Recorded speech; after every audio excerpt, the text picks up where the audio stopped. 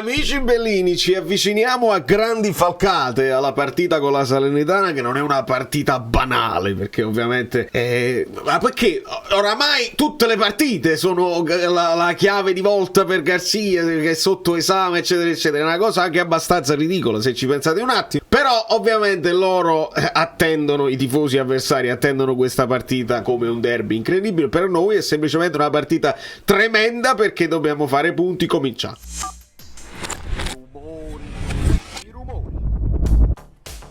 Allora, nel dare il benvenuto a Carmine e Antonio Fucci, a tutti e due, anche se fosse una persona sola, diamo il benvenuto a tutti e lasciamo i like, perché mi sembra il caso di lasciare la memoria di Maradona un po' in pace. Notizia di qualche giorno, di un paio di giorni fa, credo. Ieri è saltato il video, mi dispiace, non c'era proprio niente da dire, non posso dirvi cose che non esistono e quindi preferisco evitare. Oggi facciamo il video con l'approfondimento salernitanesco, perché ho trovato il modo di fare l'amichevole anche senza avere il pronostico, insomma, sui football, anche senza avere la possibilità di selezionare la Salernitana. Ho trovato un modo, però ovviamente ci fanno sapere questo: ti sei innamorato di un 10 noi di Salerno, del grembo materno, scritta anche male onestamente, perché di solito gli ultra almeno con le rime così, no? Loro per fare la rima Salerno materno, cioè, devi fare la rima con il 10, insomma si poteva fare un pochino meglio probabilmente questa cosa, ma non ha importanza. Quello che, e non mi sorprende nemmeno, non devo nemmeno commentarlo questo striscione.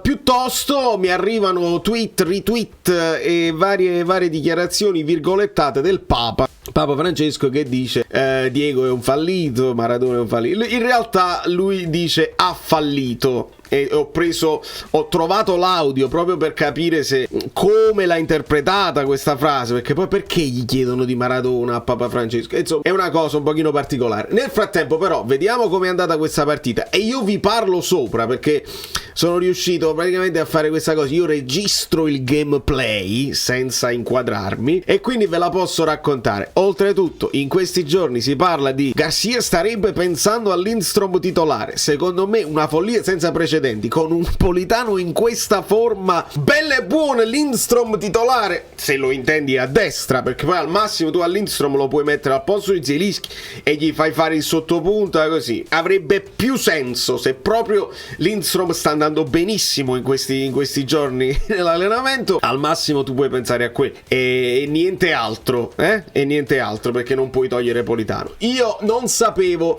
del recupero di Juan Jesus, infatti qua nella formazione, ora dovete perdonare Bellingham perché mi è uscito e non ce li avevo tutti i giocatori da mettere in panchina, adesso li ho comprati, quindi stiamo a posto. Però vedi, metto Ostigard, Rachmani, è stato recuperato Juan Jesus, però io credo che non giocherà subito da titolare. Lo possiamo immaginare e quindi almeno ce lo abbiamo in panchina. Mi sono immaginato Oliveira titolare, Raspadori confermato, con Anghissà che dovrebbe adesso prendere un pochino di minutaggio e di forma, probabilmente adesso starà bene e speriamo bene, perché questa è la situazione contro la Salernitana che ricordiamo ha giocato e ha battuto di brutto la Sampdoria di Pirlo, entrambe le squadre con a calo su volume, però, perché sennò hanno giocato entrambe con le riserve. Onestamente si è rivisto Simi nella Salernitana e insomma questa è la situazione. Io vi faccio un po' di telecronaca vivendo Blobot, che la passa ad Oliveira alza la testa ma torna indietro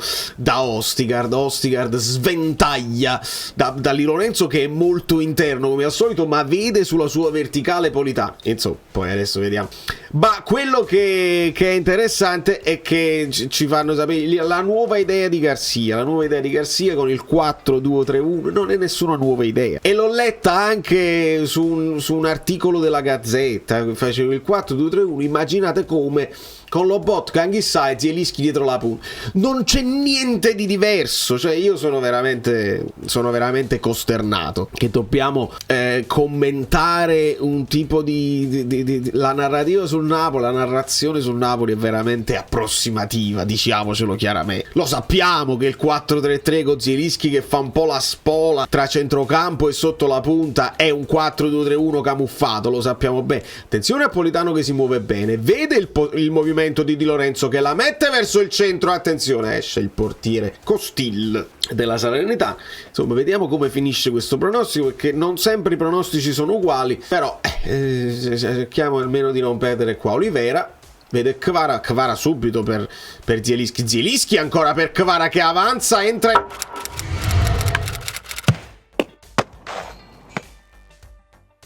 in aria, Kvara al centro di Raspadori da vera prima punta, perché Raspadori è una vera prima punta che può giocare da seconda punta, ma abbiamo capito che funziona tranquillamente anche da prima punta, inquadrato Meret, e quindi bene Kvara servito da Zielinski, vedete la profondità, Kvara va fino in fondo, non ce lo guardiamo nemmeno in replay perché vogliamo fare il secondo, quello che chiediamo a Garcia è l'atteggiamento aggressivo, un pochino più di coraggio, perché dai coraggio ai ragazzi, i ragazzi si sentono un pochino più fiduciosi nei propri mezzi, vedi? Meret esce la blocca, questa è una cosa che non sarebbe successa mai senza il coraggio infuso da Garcia.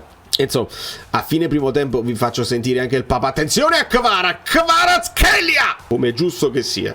2-0 al 15esimo e poi si ragiona con più calma. È proprio giusto così. Andiamo a rivedere questa azione, se ce la fa rivedere, se io ho deciso di farla rivedere. Questo lancio lungo, perché fa i lanci lunghi, ed è Raspadori che gestisce bene da prima punta, lasciano troppo solo Kvara che incrocia e prende anche un po' in controtempo il portiere. Vediamo come si porta avanti il pallone, è quasi di mezzo esterno, gol bellissimo. Esultano i tre dell'Ave Maria, perché sono i nuovi tre dell'Ave Maria, senza considerare Osimhen. Ora su Osimhen noi dobbiamo ragionare, perché veramente non si hanno più notizie. Buono l'intervento di Rakma, non si hanno più notizie, cioè quello che ci fa riflettere è che lui è andato in Nigeria col permesso della società, però mi sembra anche strano che uno che è arrivato ottavo nel mondo, cioè il pallone d'oro, sei l'ottavo giocatore più forte al mondo in questo momento, considerando quello che hai fatto l'anno successivo, attenzione, l'anno precedente, e non partecipi alla manifestazione, è veramente strano come situazione. Di conseguenza io sono un pochino preoccupato, perché le ultime notizie che ci hanno fatto avere, continue interviste a questo cognato, il problema con la sorella, l'hanno arrestata eccetera eccetera, secondo me sta cercando di risolvere tutte queste situazioni un po' scabrose, un po' scandalose, e non è chiaro perché là in Nigeria niente. Che attenzione il palo! Candreva il palo, se l'è vista brutta il Napoli, attenzione. No, insistono, a vuoto Olivera proprio in difesa. Attenzione, aiuto ancora, si soffre, è vero, è proprio vero. Di conseguenza, ragazzi, che fine ha fatto Osimhen? Che fine hanno fatto i rinnovi? E come vogliamo risolvere questa cosa? Perché adesso di oggi sono i vari fotomontaggi che riguardano Zielinski, ne è comparso un altro di Zielinski con la maglia dell'Inter che fa veramente male. Ora si parla di Inter oggi, si è parlato di Juventus, si è parlato di Lazio. Io ho fatto varie riflessioni, ma a chi serve di più? Perché l'Inter è piena zeppa di centrocampisti e stanno messi molto bene. Magari serve alla Juventus, però la Juventus non gioca a pallone, a meno che non hanno intenzione di fare una rivoluzione nell'anno prossimo, insomma nei mesi che verranno, cioè verrebbero prendere la palla e far giocare Zielinski a pallone e aumentare la qualità. Di solito loro giocano più in distruzione che in fase di costruzione. Attenzione alla Salernitana! Chi è? Dia. Io lo sapevo, ma perché si vedeva il forcing. Attenzione Napoli, non fare scherzi, chissà. Mettiti le scarpe e cerchiamo di fare le cose come si deve. Olivera, Kvara, mettila in mezzo, non essere troppo esatto. Vai Zielinski, maronna mia, spadone. È facile, io posso vederlo anche qua, non devo guardarla per forza là. Forse qua è meglio, perché vedo bene i movimenti di Lorenzo, Politano, ancora di Lorenzo, controllo di testa, il cross al centro. Non è facile. Questo video o si ama o si odia, perché poi anche ti distrae e io parlo delle cose. C'ho un'idea in testa, ma non lo so se riesco a combinarla. Dovete starmi vicino, seguire e lasciare like, così io vi porto dei contenuti nuovi che non sono necessariamente questi qua del gaming, ma altri che ho in testa. Insomma, Zielinski all'Inter, Zielinski alla Juve, Zielinski alla Lazio. Se la Lazio allora vuol dire che tu magari o vendi Luis Alberto o dai a Zielinski le chiavi del centrocampo, perché in questo momento già Kamada ha perso gerarchia in favore di Guendouzi, che è uno un po' più tosto, e a Sarviserre. Fine primo tempo, te lo vedo lo bot con un po' in affaticamento. Vediamo il secondo tempo. Ecco, andiamo col secondo tempo. Nonostante ci siano delle urla disumane dei bambini qua fuori, però insomma il secondo tempo lo dobbiamo completare per capire come va a finire, per stare sicuri. Attenzione, la Salernitana si muove bene, sarà la cura Inzaghi, ma si muovono bene e un po' di paura. Attenzione, oh maronna, ecco qua. Mamma mia, Meret, Ostigard, fuori, tir fort, via. Stavamo parlando della questione Zielinski. La questione Zielinski è un pochino triste, perché se non lo so, che ripigliando le fila del primo tempo, vai Kvara, vai, mettila bene. Attenzione Raspadori, di testa, non è la sua. Guarda Kvara, Kvara l'ha mandato. Attenzione, c'è polemica Kvara Raspadori, subito si crea il caso.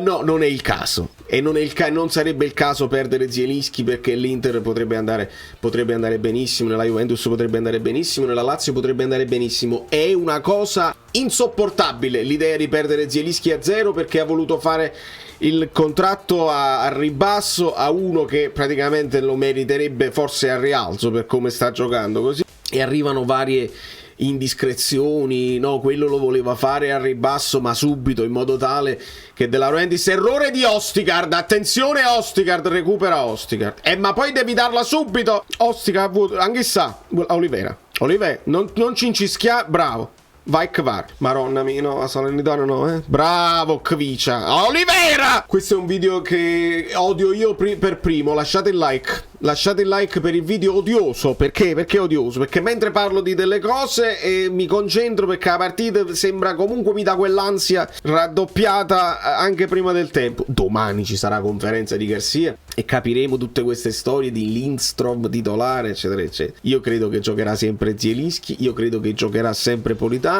e che dobbiamo capire la situazione là in difesa. È Olivera, Mario Rui che è il dubbio, il resto veramente c'è poco su cui avere dubbi. Chi è che entra su? Esce Zielinski, ma non può entrare Messi, ed ecco perché io faccio subito una sostituzione, perché ho le sostituzioni automatiche. Non può entrare Messi, e allora, visto che si parla di Messi, sentiamo cosa ha detto il Papa. Abbassiamo qua la cosa, perché entra come entra Messi così esce, e sentiamo cosa ha detto il Papa. Io metterei un terzo. Pelé. Sono i tre che io ho seguito. Le urla sono impazzite. Come giocatore un grande. Ma come uomo è fallito. Poveretto, è scivolato con la corte di quelli che lo lodavano e non lo aiutavano. È venuto a vedermi qui il primo anno di pontificato, e poi il poveretto ha avuto la fine.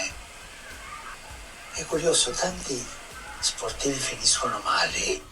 E poi lui continua a dire tanti sportivi finiscono male, mentre per esempio Messi è correttissimo, Pelé è un grande uomo, grande umanità, grande cuore, l'ho incontrato su un aereo eccetera eccetera. Poi ragazzi, io dico, è naturale nella logica delle cose, nella coerenza naturale della Chiesa Cattolica, che quando uno rovina la propria vita più che la vita degli altri, cedendo ai suoi vizi e quindi rovinandosi alla fine biologicamente proprio il corpo, e lì è chiaro che la Chiesa non ammette e non giustifica. Attenzione, la Chiesa non giustifica. Quindi siamo nella coerenza generale, che poi la Chiesa potrebbe anche non parlare di Maradona e parlare di altre cose, questo senza dubbio. Ci sono cose molto più pressanti e tragedie che stanno avvenendo proprio, ma poi sicuramente ha parlato anche di quello, e che proprio il giornalista è stato proprio... Gli hanno proprio chiesto di fare domande inusuali al Papa, e quindi lui comincia. La prima domanda è: da quanto tempo non va al mare? Questa è la domanda che hanno fatto al Papa. Di conseguenza esce la domanda così. Di qua è entrato Bellingham e io quando entra Bellingham cerco di far entrare Cajuste perché non posso giocare con Messi e con Bellingham, e in questo caso non me lo fa fare. Il football non mi fa fare la seconda sostituzione così tremenda. Perché? Perché è entrato Messi, è entrato Elmas e doveva entrare un altro, non me lo fa fare. Non lo so perché non me lo fa fare, perché forse quelli che entrano non possono uscire così. Insomma, si sono bloccate le sostituzioni e dobbiamo finire la partita, sono 10 minuti, finire la partita con Bellingham, e ce lo facciamo piacere onestamente. Un ragazzo giovane, lo possiamo rischiare, un ragazzo giovane contro la Salernità, se non se non lo utilizzi con la Serenità, con chi lo utilizzi? Il lancio di Elmas, attenzione, Raspadori, si muove il lancio per Kvarak Vicia, il controllo di esterno, va, entra in... attenzione, non c'è fallo. Siamo onesti anche nel videogioco. Quindi lasciate stare Diego voi tifosi della Sanitana, lasciate stare Diego voi pontefici, voi massimi pontefici, lasciate stare Diego voi anche tifosi del Napoli. Basta, cioè Diego, il tiro di Di Lorenzo, Diego va lasciato un po' in pace. Se vogliamo fare il museo, se vogliamo fare un'altra serie TV, così facciamola bene, rispettando quella che era la storia, così facciamo parlare quelli che sono magari più i parenti che i legali. Preferirei che hanno un po' più di voce in capitolo, se però quei parenti in vita avevano anche un pochino più di vicinanza, e non sempre è accaduto per motivi diversi. Prima Diego non riconosceva, poi quando ha riconosciuto, è una storia troppo delicata, e se tu non conosci le persone più che gli uomini pubblici, bisognerebbe semplicemente star zitti e lasciare riposare in pace un uomo che insisto valeva tanto come uomo, al di là di quello che ha fatto a se stesso. Ha sempre preso posizione, non è stato mai banale, e gli è andata anche male perché molto spesso ha pagato di propria... bel tiro, è il palo di Elmas, qua quasi che se ne cadeva lo stadio, qua ci stava il 3-1, ma anche loro hanno preso un palo.